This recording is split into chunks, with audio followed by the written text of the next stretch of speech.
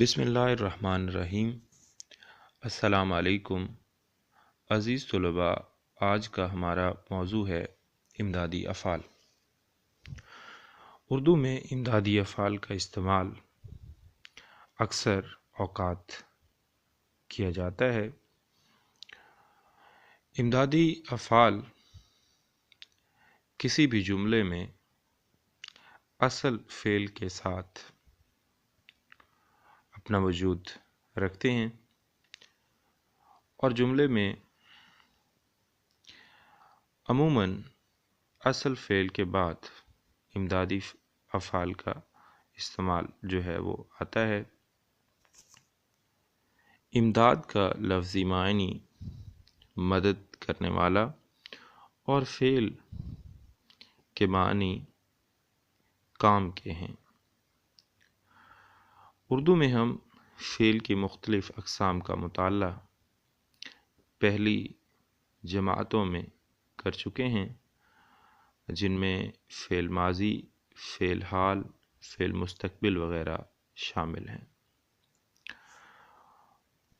اردو میں جملے کی ساخت فاعل، مفعول اور فعل کی ترتیب سے ہوتی ہے اور جملے میں امدادی فعل دراصل اصل فعل یا بنیادی فعل کے بعد استعمال کیا جاتا ہے تاکہ جملے میں جو ہے وہ نکھار اور لفظی حسن پیدا ہو سکے۔ جس طرح اردو میں جملے کی ساخت فاعل، مفعول، فعل اور امدادی فعل کی ترتیب سے ہوتی ہے، اسی طرح انگریزی میں جملے کی کنسٹرکشن یا جملے کی ترتیب سبجیکٹ، ہیلپنگ ورب، ورب اور آبجیکٹ کے اعتبار سے ہوتی ہے۔ اس سے ہمیں پتہ یہ چلتا ہے کہ اردو اور انگریزی میں جملے کی ساخت میں تھوڑا بہت فرق موجود ہے، لیکن دونوں زبانوں میں ہیلپنگ ورب یعنی امدادی افعال کا استعمال ہوتا ہے۔ اردو میں امدادی افعال کی تفہیم کے لیے سب سے بنیادی جو عنصر جاننا ضروری ہے، جو پہلو جاننا ضروری ہے، وہ ہے مصادر کا استعمال۔ اردو میں مصادر کا عام استعمال ہوتا ہے۔ اردو، فارسی اور عربی میں مصادر سے ہی جو ہے وہ دوسرے الفاظ بنائے جاتے ہیں۔ اردو میں مصادر کی پہچان کے لیے جو علامت ہے وہ کسی بھی لفظ کے آخر میں نون الف نا کا آنا ہے، جیسے کھانا، بیٹھنا، اٹھنا، آنا، جانا، رونا، دھونا وغیرہ۔ ان مصادر کو اگر دیکھا جائے تو بحیثیت یہ اسم مصدر کے بھی استعمال میں آتے ہیں اور یہ اپنی حالت میں فعل کی حیثیت بھی رکھتے ہیں، جیسے کھانا مصدر بھی ہے اور ایک کام بھی ہے، پینا نون الف نا کی علامت کے ساتھ مصدر بھی ہے اور ایک فعل کی حیثیت بھی رکھتا ہے۔ اردو میں ان مصادر سے مختلف الفاظ بنائے جاتے ہیں، جیسے کھانا سے کھائے، کھاتے، کھاؤں وغیرہ۔ عزیز طلباء، آپ بہت آسانی کے ساتھ کسی بھی جملے میں جو ہے وہ امدادی فعل کی شناخت کر سکتے ہیں، اور اس کے لیے بہترین قاعدہ یہ ہے کہ آپ کسی بھی جملے کا بغور مطالعہ کیجئے اور اس میں اصل فعل یعنی بنیادی فعل کی شناخت کیجیے، اس کے بعد میں بالعموم مصدر سے بنا ہوا جو لفظ استعمال ہو رہا ہوتا ہے وہ امدادی فعل ہی ہوتا ہے۔ جیسے میں ایک جملہ بولتا ہوں، مثلا نعمان نے اپنا سبق پڑھ لیا ہوگا۔ اس جملے میں جو بنیادی یا اصل فعل ہے وہ پڑھنا ہے، پڑھنا سے پڑھ، اور جو امدادی فعل کے طور پہ لفظ آیا ہے وہ لیا ہے، اور یہ لینا سے بنا ہے۔ اب ہم دیکھتے ہیں ایک اور جملہ، سائمہ نے کپڑے دھو دیے ہیں۔ اب اس جملے میں دھونا سے دھو بنیادی فعل کے طور پہ، اصل فعل کے طور پہ استعمال ہوا ہے، اور دینا مصدر سے دیے امدادی فعل کے طور پہ استعمال ہوا ہے۔ عزیز طلباء، اس طرح آپ کسی بھی جملے میں امدادی فعل کا درست استعمال جو ہے وہ کر سکتے ہیں، اور امدادی فعل کی شناخت اور پہچان بھی کر سکتے ہیں۔ اردو میں بالعموم امدادی فعل اصل فعل کے بعد ہی آتا ہے، لیکن کبھی کبھار اصل فعل یعنی بنیادی فعل سے پہلے بھی آ سکتا ہے۔ اس کے لیے آپ کو جملے کو توجہ کے ساتھ پڑھنے کی ضرورت ہے، اور اس میں سب سے پہلے اصل فعل یا بنیادی فعل کی شناخت کرنے کے بعد اصل فعل سے پہلے یا بعد میں مصدر سے بنا ہوا جو لفظ استعمال ہو رہا ہے دراصل وہی امدادی فعل کی حیثیت رکھتا ہے۔ اس تمام وضاحت کی روشنی میں اب ہم جو ہے وہ 12ویں جماعت کی کتاب کے صفحہ نمبر 14 کا مطالعہ کرتے ہیں، جہاں پہ امدادی افعال کے عنوان سے اس ٹاپک پر جو ہے وہ گفتگو کی گئی ہے، اور خیالات کا اظہار ہمیں ملتا ہے۔ تو آئیے اس کا مطالعہ کرتے ہیں۔ کتاب میں لکھا گیا ہے، اردو زبان کی مقبولیت کا ایک سبب یہ بھی ہے کہ اس میں امدادی افعال نے بڑی وسعت اور نزاکت پیدا کرتی ہے۔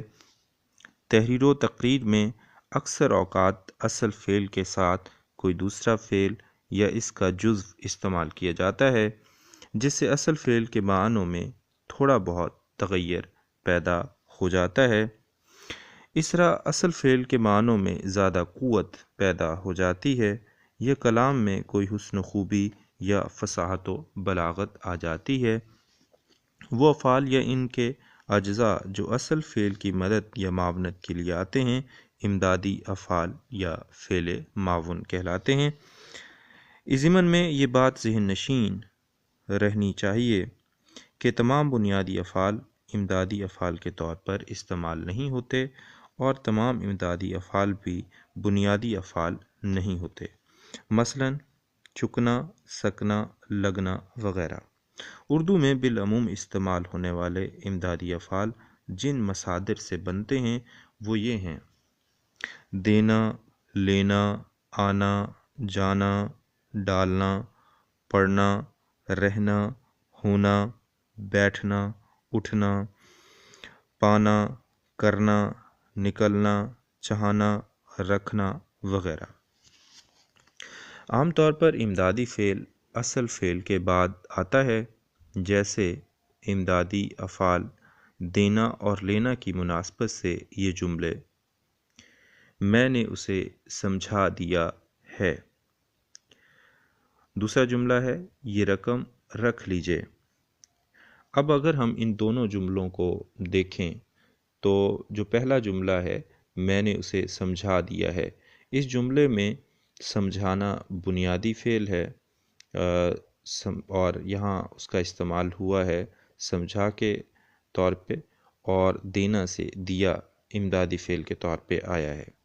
جبکہ جو دوسرا جملہ ہے وہ ہے یہ رقم رکھ لیجئے۔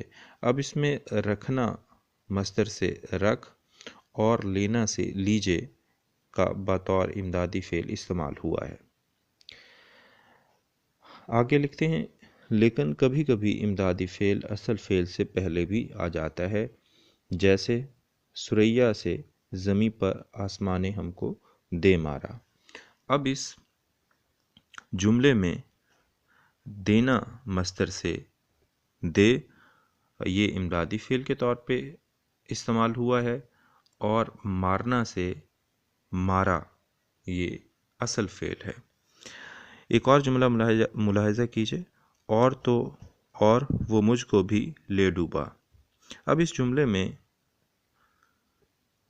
لینا سے لے امدادی فعل کے طور پہ آیا ہے، اور ڈوبنا سے ڈوبا بطور اصل فعل استعمال ہوا ہے۔ تو اس طرح ہم دیکھتے ہیں کہ امدادی افعال کا جو موضوع ہے وہ ہماری جو 12ویں جماعت کی ٹیکسٹ بک ہے اس میں بھی اس کی وضاحت موجود ہے، لیکن اکثر اوقات یہ دیکھا گیا ہے کہ طلباء ٹیکسٹ بک سے امدادی افعال کے موضوع کا مطالعہ کرنے کے بجائے خلاصوں اور کی بکس کو ترجیح دیتے ہیں، جس کی وجہ سے وہ اصل موضوع کی سمجھ اور بوجھ سے نالا ہو جاتے ہیں، کیونکہ خلاصوں میں ضرورت سے زیادہ طوالت اور وضاحت اور مثالیں دی جاتی ہیں، اور بنیادی جو کام ہوتا ہے سمجھنے کا، سمجھانے کا، اس پہ توجہ کم ہی دی جاتی ہے، اور طالب علم طویل اور لمبی وضاحتوں میں الجھ کر رہ جاتے ہیں۔ تو اب ہم دیکھتے ہیں کہ امدادی افعال کو کیسے شناخت کیا جا سکتا ہے۔ اس کی ایک دفعہ دوبارہ ہم وضاحت کر لیتے ہیں کہ اردو کا جو جملہ ہے اس کی جو ساخت ہے وہ فاعل، مفعول، فعل اور امدادی فعل کی ترتیب سے بالعموم ہوتی ہے۔ بعض دفعہ یہ ترتیب جو ہے وہ اس طرح بھی ہو سکتی ہے، فاعل، مفعول، امدادی فعل اور پھر فعل یعنی اصل فعل۔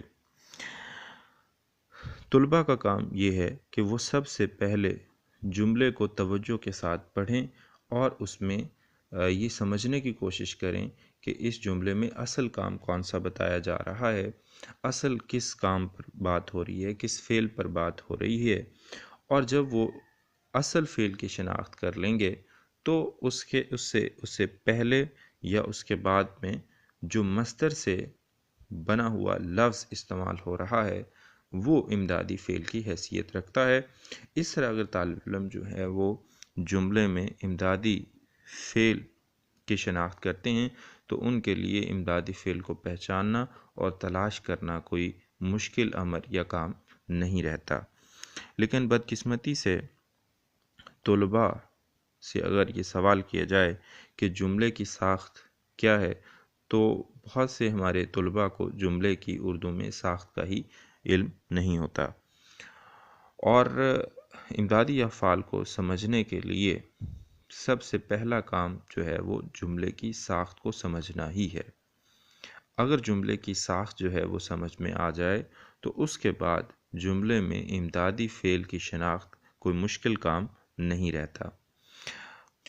دوسرا جو کام ہے وہ امدادی افعال کو سمجھنے کے لیے وہ مصدر کی پہچان ہے، مصادر کا استعمال ہے، اور اردو میں جیسے کہ میں نے لیکچر کے شروع میں بتایا کہ مصدر کی پہچان نون الف نا کا لفظ ہے یا نون الف نا کی علامت ہے، جیسے آنا، جانا، رونا، دھونا، ان الفاظ کا اختتام جو ہے وہ نون الف نا کے لفظ پر علامت پر ہو رہا ہے۔ اردو زبان میں اصل افعال اور بنیادی افعال ان مصادر سے ہی مل کر بنتے ہیں۔ امدادی افعال جملے میں اصل فعل کے ساتھ آ کر جملے کے جو معنی ہیں ان میں تھوڑی بہت تبدیلی پیدا کرنے اور جملے میں قوت اور نکھار پیدا کرنے کا کام کرتے ہیں۔